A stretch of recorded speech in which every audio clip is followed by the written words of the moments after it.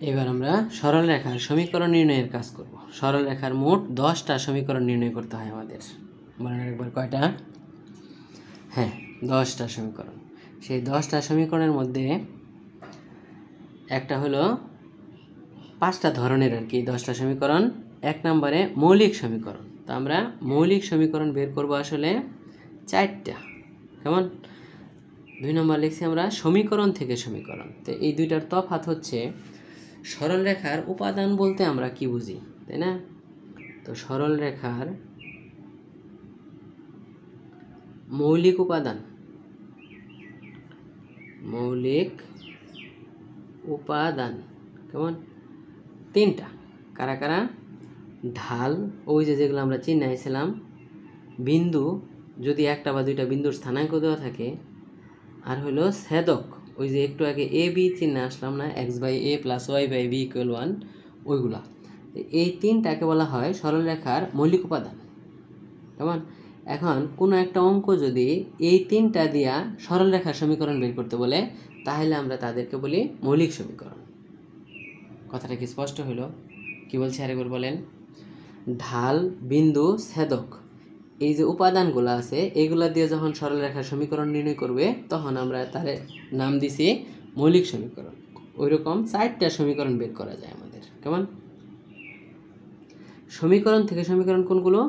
ধরেন আগে থেকে একটা সমীকরণ আছে, কেমন, এবং তার থেকে বের করা হয়েছে। যেমন 2x + 3y + 5 একটা সমীকরণ আছে = 0।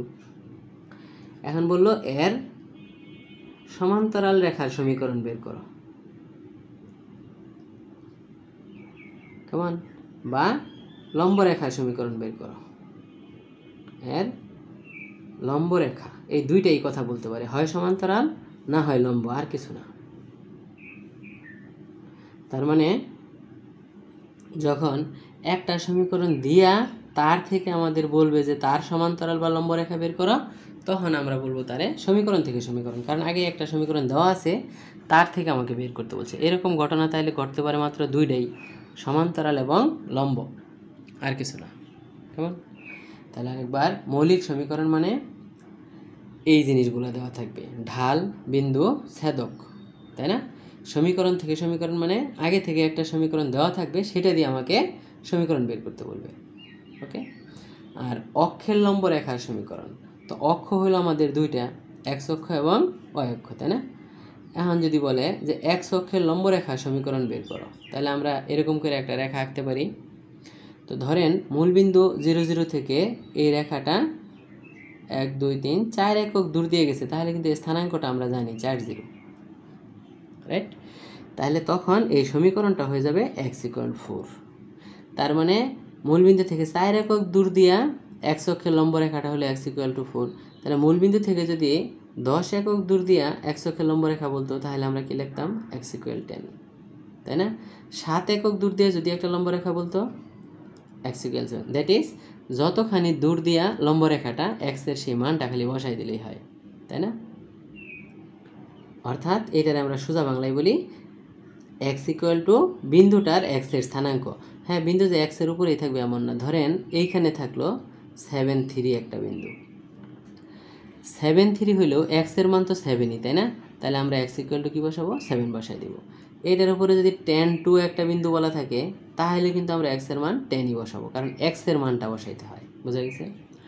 আর যদি y অক্ষের লম্ব রেখার সমীকরণ বলা হয়, তাহলে এটা x অক্ষ, এটা y অক্ষ, এই, তাহলে এইখান থেকে যতখানি দূর দিয়া y এর সেই মানটা বসাই দিলেই হবে। তো ধরেন এটা 4, তাহলে y = 4 বসাই দিব। কেমন? তাহলে যদি এই দিক দিয়ে হইতো নেগেটিভ দিক দিয়া, তাই না, 4 একক দূরে, তাহলে y = বসাইতেন -4। নেগেটিভ দিকে যদি 8 একক দূরে হইতো, তাহলে y = বসাইতেন -8। তো আমাকে এই বিন্দুর স্থানাঙ্ক বলা থাকতে হবে, অথবা কত দূর দিয়ে গেছে সেই জিনিসটা বলা থাকবে। যে কোনো একটা কিছু বললেই তো আমরা বুঝে ফেলতেছি বাকিটুকু। ঠিক আছে? এগুলারে বলে অক্ষের লম্ব রেখা। তাহলে এরা হলো x অক্ষের লম্ব রেখা, তাই না? আর এরা হলো y অক্ষের লম্ব রেখা।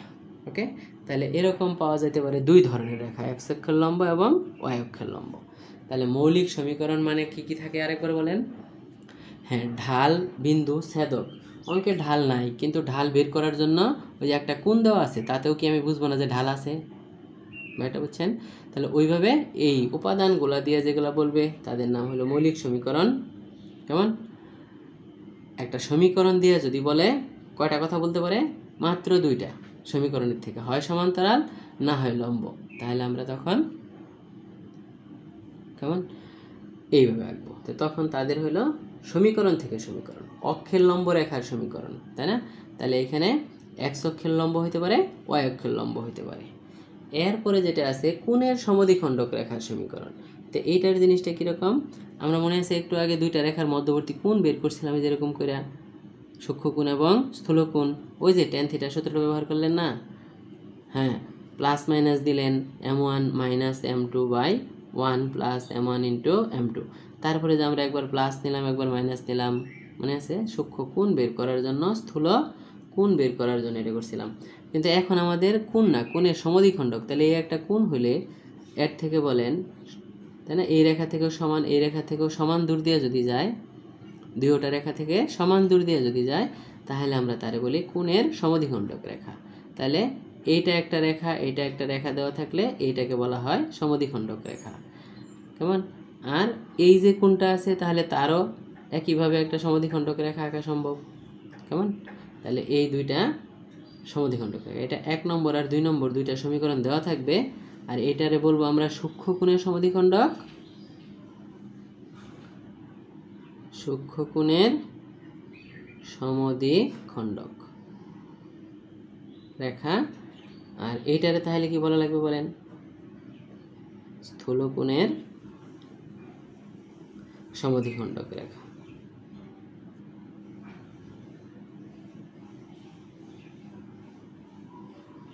ওকে, তাহলে মোটামুটি আমরা এই জিনিসগুলা চিনে ফেলাইলাম।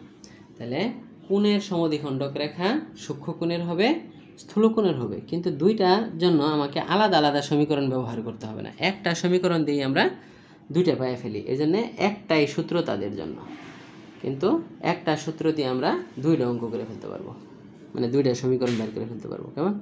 আর 5 নাম্বার যেটা বলছে একটা রেখার সাথে কোণ থাকলে, তো বলেন এইখানে যখন ঢালের ব্যাপার আসে তখন আমরা যদি এমটা ট্যান থিটা দিয়ে বের করতাম, সেই থিটাটা কার সাথে থাকা লাগতো বলেন?